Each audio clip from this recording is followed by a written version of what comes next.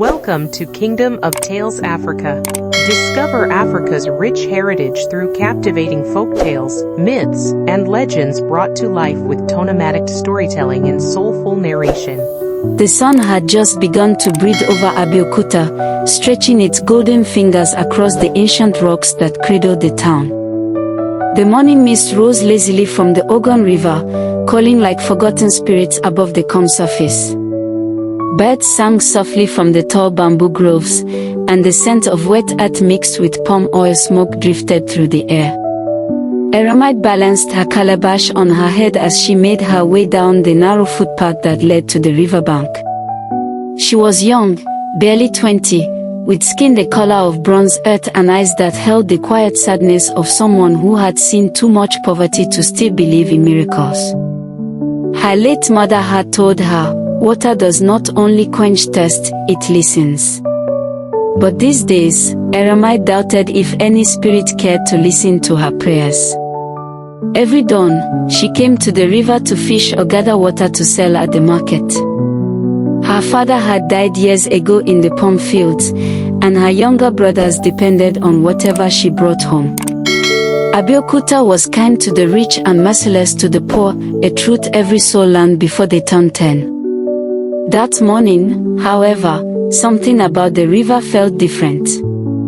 The usual hum of insects was gone. The air carried a strange chill. Even the frogs that normally croaked from the shallows were silent. Mermaid knelt beside the river and dipped her gourd into the cool water. Ripples spread across the surface, and as they faded, she saw a shimmer, something bright moving beneath. She frowned and leaned closer. At first, she thought it was sunlight reflecting off a stone. But then it moved. The shimmer twisted, flowed like liquid fire beneath the waves. Then, from the depths, a face appeared. Mermaid gasped and stumbled backward. The water parted slightly, and out of it emerged a creature so beautiful and terrifying that her voice froze in her throat. It was a woman, or something close to one. Her skin glistened like morning dew on plantain leaves. Her eyes, large and almond-shaped, carried the calm of centuries. And her hair, oh, her hair. It glowed gold beneath the water, shining brighter than any coin or metal Mermaid had ever seen. "Do not fear," the creature said softly, her voice like the wind whispering through the bamboo trees. "You are Mermaid, daughter of Ebiona." How do you know my name?" Mermaid stammered, clutching her calabash. The woman smiled gently. "The river knows every name that has ever touched its water." Mermaid trembled, torn between awe and terror. Are you Mommy Water?" she asked in a trembling voice. The woman tilted her head. "They call me many names. Some say Ebony, others call me the river's bride. I am the guardian of this stream that flows through Abeokuta's heart." Mermaid dropped to her knees.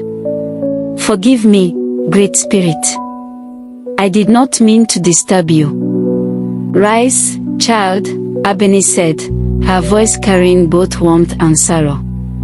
"You have disturbed nothing. In fact, I have waited for someone to come, someone whose heart is still pure enough to listen." The words washed over Mermaid like cool water. "Waited, for me?"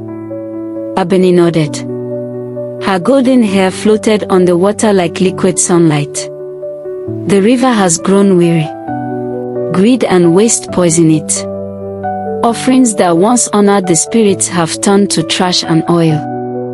The songs are gone. I can no longer hear the drums of gratitude. Abeokuta forgets that it drinks from my heart." Mermaid bowed her head. "I'm sorry, my lady. The people, they only care for trade and wealth now. The elders no longer pour libation. Even I," her voice cracked, "I only come here to survive." The mermaid studied her with sad, luminous eyes. "Then perhaps that is why you were chosen." Mermaid blinked. "Chosen?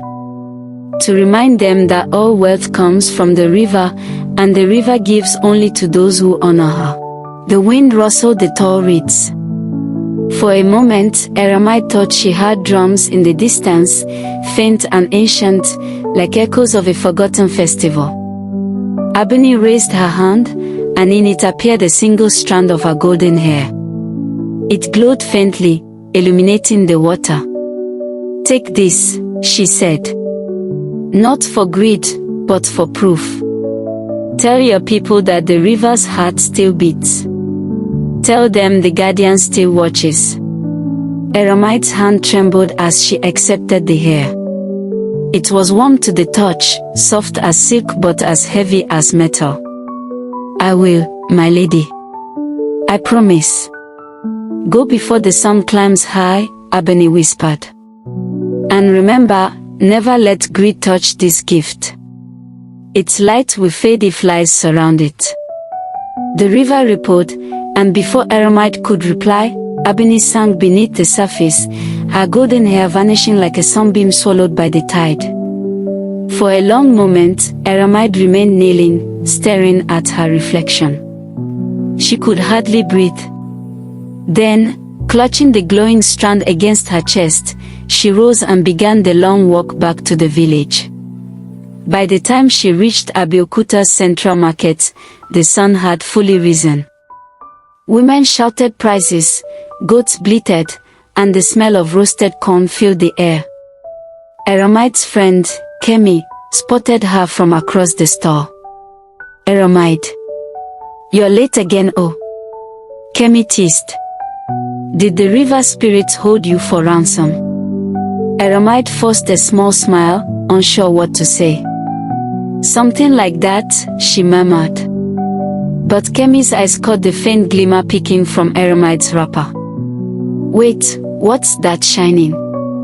Before Mermaid could hide it, the golden strand caught the sunlight. The glow spread, faint but unmistakable.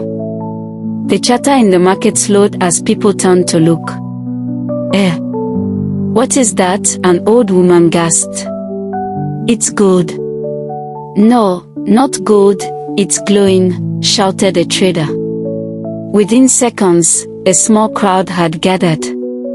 Mermaid's heart pounded. "It's not what you think," she began, but it was too late. The village chief's assistant. The village chief's assistant, a stout man with greedy eyes, pushed through the crowd. "Where did you get that?" he demanded. Mermaid swallowed. "It's a gift from the river." Laughter rippled through the crowd, but the man's expression darkened. "A gift from the river, you say? Then perhaps the river has more of it. Take her to the chief." "No, please," Mermaid pleaded, but two guards had already seized her arms. By evening, she found herself standing before Baal Olawu, the village chief of Abeokuta, a man whose wealth was rivaled only by his ambition. His robe shimmered with imported lace, and his staff of office gleamed under the flickering torchlight. "So, young woman," he said slowly, examining the golden strand laid on a wooden tray. "You claim this came from the river?" "Yes, my lord," Mermaid said, trembling. "From a woman, a spirit with golden hair." The Baal chuckled, though his eyes burned with hunger. "A woman of gold hair, you say? And you expect me to believe this tale?" "It's true," Mermaid whispered. "She said the river is angry. She asked me to warn the people." "Warn?" The Baal leaned forward. "Or enrich?" He held the strand between his fingers. Its glow pulsed faintly, as if alive. "If this is truly from the river, then perhaps the river holds more treasures." He turned to his councilman. "Tomorrow, we will go to the Ogun River. This girl will lead us there." Mermaid's heart sank. "Please, my lord," she said. "Silence," the Baal thundered. "If there is gold beneath those waters, Abeokuta shall prosper like never before. He motioned for the guards to take her away. Keep her under watch. At dawn, she will show us where this Abeni hides. As Mermaid was dragged away, she looked out the window toward the darkened horizon. A faint mist was rising from the direction of the river, swirling, glowing faintly with a golden hue. The night over Abeokuta was heavy and still. Crickets chirped in hesitant rhythm, and the moon hid behind drifting clouds, as though it too feared to witness what was coming. Inside the Baal's courtyard, Mermaid sat huddled in a small bamboo hut meant for holding captives. Her wrists were bound with raffia rope, her heart pounding with dread. She couldn't sleep. Every time her eyelids grew heavy, she heard the whisper, that soft, liquid voice of Abeni calling her from somewhere deep beneath her thoughts. You promised, Mermaid. Do not let them find me. But what could she do? The Baal had made up his mind, and the entire village would soon follow him to the river at dawn. By sunrise, the rumor had taken root like wild yam across Abeokuta. Have you heard? The women at the market whispered. They say a mermaid lives in the Ogun River, and her hair turns to gold. The palm wine tappers in the hills repeated it. The hunters in the forest murmured it over their fires. Even children sang improvised songs about Abeni of the golden hair. By noon, the village was alive with excitement. The Baal ordered his messengers to prepare sacrifices for the river, but everyone knew what he truly wanted, not blessings, but treasure. The chief priest, Baba Olison, warned him. My Baal, he said, his white wrapper tied across his bare chest, the river gods do not give freely. What belongs to the water must remain with the water. But the Baal only smiled, the corners of his mouth gleaming with palm oil and ambition. Baba Olison, I respect the gods, he said, but I respect opportunity more. If the river hides gold, we shall retrieve it for the good of Abeokuta. The priest shook his head slowly. Abeokuta will pay dearly if the river is angered. Then let it be, the Baal said coldly. Let the gods collect their payment in blessings, not curses. By late afternoon, the procession began. Drummers beat ancient rhythms as men carried baskets of kola nuts, palm oil, and live goats, offerings meant to disguise their true intention. The Baal rode on horseback, adorned in a robe embroidered with golden thread. Behind him walked the elders, traders, and even young men eager to prove their courage. Bound but watched closely, Mermaid led the way, her bare feet treading the dusty path that wound through the giant rocks. The river lay ahead, glistening faintly beneath the descending sun. When they reached the banks, the Baal dismounted and spread his arms. Behold, the river that feeds Abeokuta. Today, she shall bless us beyond measure. He turned to Mermaid. Show us where you saw the spirit. Mermaid hesitated. My lord, please, she said, we must not disturb her. Enough, the Baal barked.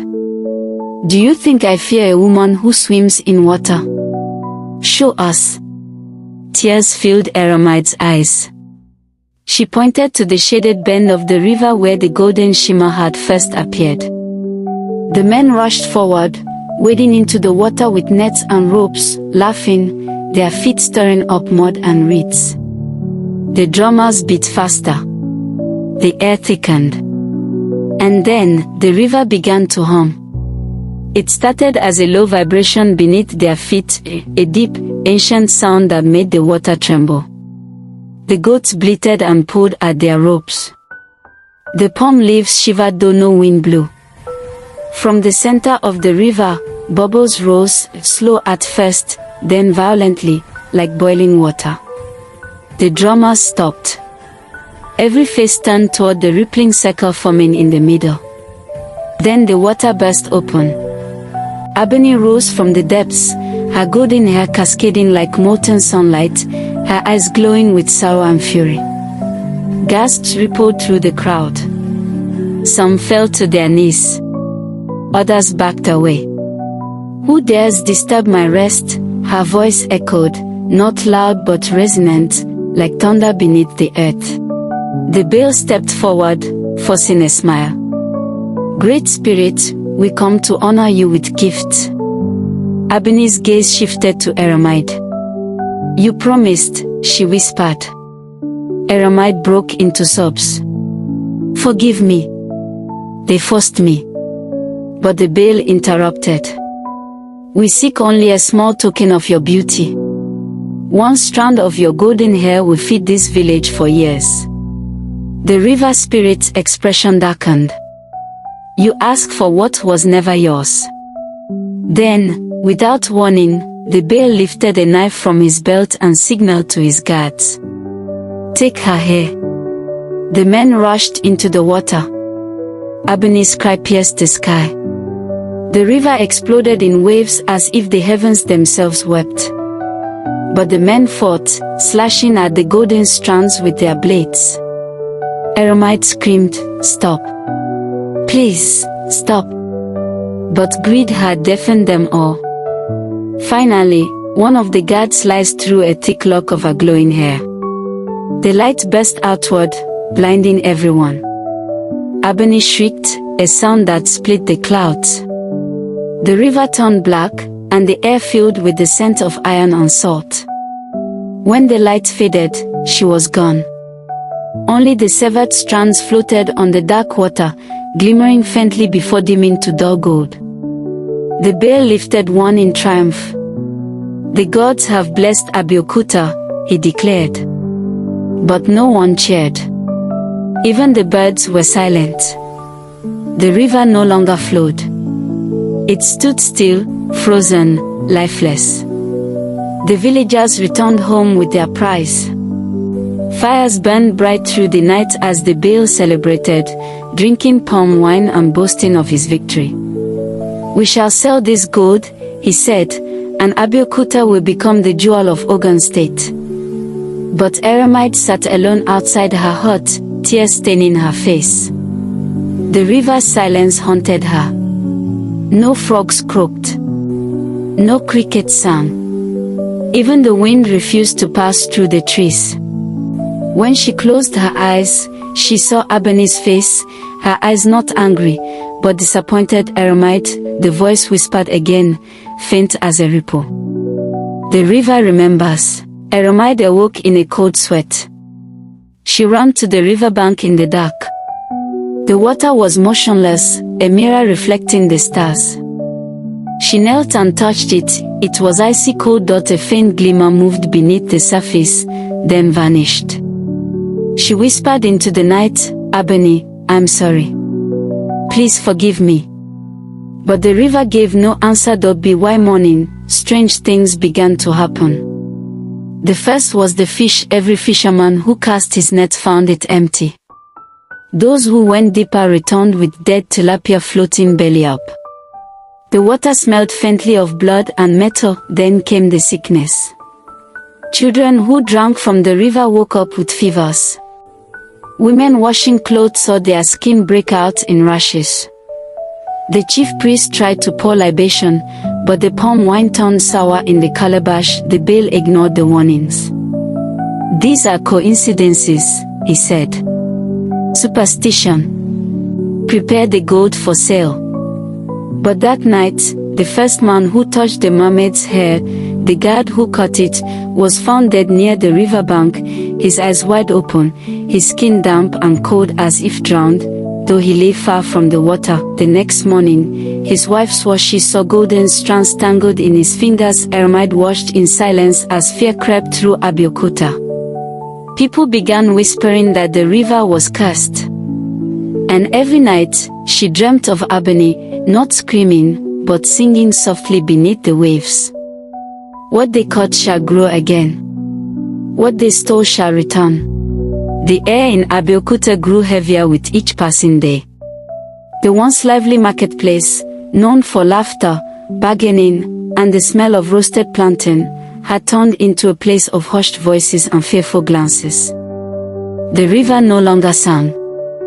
The people no longer bathed in it. Even the animals avoided its banks. The Baal tried to silence the fear by offering sacrifices. The river demands honor, he proclaimed. We will give it goats, palm oil, and yam. Then, it will bless us again. But deep inside, he feared the same thing everyone did, that they had offended something far greater than they could appease. Mermaid, who now lived under watch in the Baal's compound, had grown pale and hollow-eyed. Every night she dreamed of Abeni's sorrowful face beneath the dark waters. Sometimes she heard her name whispered from the direction of the river, carried on the night wind. Mermaid, come back to me. The dreams grew worse. The villagers who had touched the mermaid's hair began to die one by one. Some drowned mysteriously in their sleep, others were found in pools of water that had no source. Still, the Baal refused to listen. On the seventh night after the cutting of Abeni's hair, the Baal ordered a grand ceremony at the riverbank. He called it the Feast of Atonement, but it was little more than another attempt to regain the river's favor through display. Torches flickered in the darkness as the villagers gathered. The drums of Ogun beat deep and slow, echoing against the ancient rocks. The smell of palm oil and burning herbs filled the air.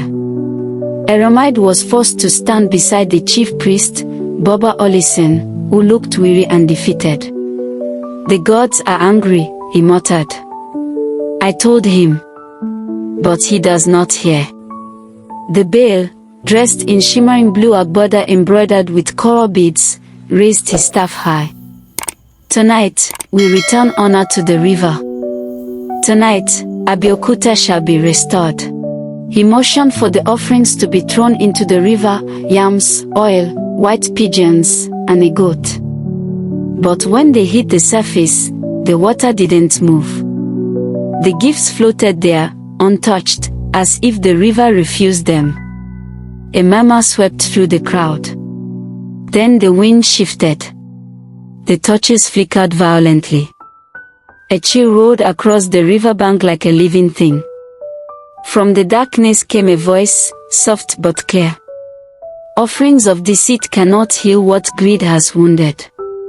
Gasps filled the air.